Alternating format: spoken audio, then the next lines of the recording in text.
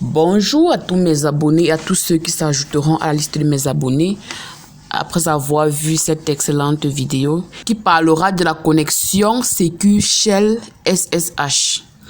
C'est quoi la connexion distante SSH? La connexion distante SSH Sécu Shell est un protocole de réseau sécurisé qui permet de se connecter à une machine à distance de manière sécurisée. Elle utilise un cryptage fort pour protéger les données transférées entre la machine locale et la machine distante. La connexion SSH est souvent utilisée pour administrer des serveurs à distance ou pour accéder à des ressources qui ne sont pas disponibles localement. Elle permet également d'exécuter des commandes sur la machine distante à partir de la machine locale en utilisant un terminal de l'ordinateur.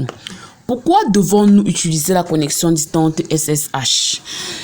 Il y a plusieurs raisons pour lesquelles on doit se connecter à distance via SSH. Voici quelques exemples.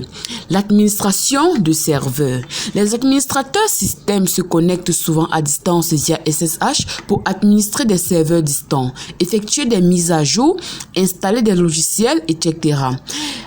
Accès aux ressources distantes. Les utilisateurs peuvent se connecter à des ressources distantes via SSH, par exemple pour accéder à des fichiers stockés sur un serveur distant. La sécurité. La connexion SSH offre un niveau de sécurité élevé car les données transférées entre la machine locale et la machine distante sont cryptées. L'économie en temps. La connexion SSH permet de se connecter à distance rapidement et efficacement sans avoir à se déplacer physiquement à l'emplacement de la machine distante. En résumé, se connecter à distance via SSH est pratique, sécurisé et permet d'économiser du temps et des ressources. Nous sommes devant notre machine Debian. On va nous loguer le mot de passe. Okay. Je vais un peu agrandir cet écran afin que vous puissiez bien vous retrouver.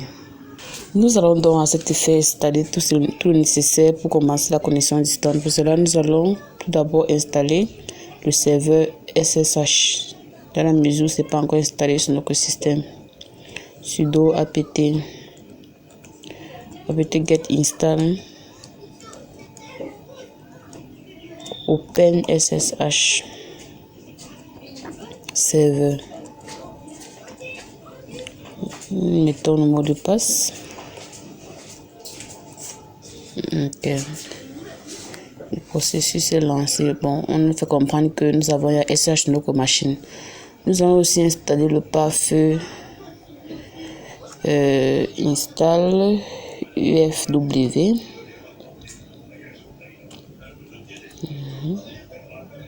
C'est également installé sur notre machine virtuelle. Maintenant, nous allons passer à la connexion distante en elle-même. Nous sommes à présent connectés sur nos deux machines Debian Linux. Nous avons là une Debian 2 et nous avons là une Debian en majuscule. La configuration réseau a déjà été faite sur ces deux machines. L'adressage réseau, je veux bien dire. On nous connecter à notre terminal, vice versa. Nous nous connectons à nos terminaux. Nous vérifions si les machines partagent le même réseau IP ADDR. Nous voyons que l'adresse réseau de cette machine c'est 192.168.1.101 et ici là IP ADDR, nous avons 192.168.1.100. Vérifions à présent si le service SSH est bien actif sur nos deux machines. Pour cela, nous allons éditer la commande système ctl statut SSH. Elle est bien active. Nous quittons avec CTRL puis Z. Nous faisons pareil sur la deuxième machine système ctl statut SSH. Également active cette machine. Je viens rappeler que avant de faire cette vérification, nous devons au préalable installer le serveur SSH sur nos machines distantes, sur nos 2 machines distantes. Nous pouvons donc nous lancer.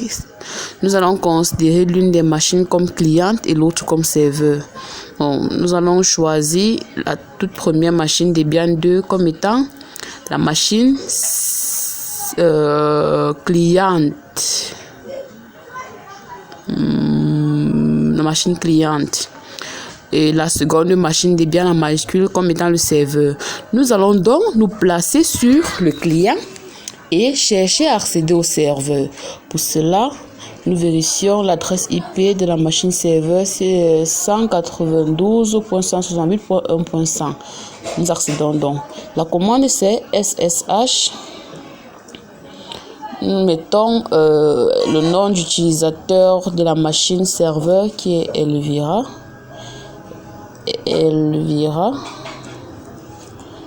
Adresse IP du serveur. Adresse IP du serveur, nous avons 192.168.1.100.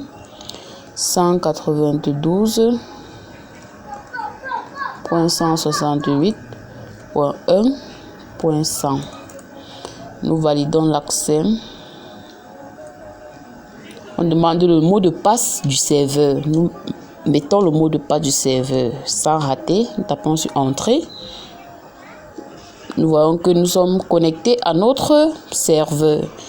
Regardez bien la différence. Nous avons ici Elvira@Debian. Ici, là, nous avons Elvira@Debian. Pourtant, la machine cliente, c'était Elvi@Debian.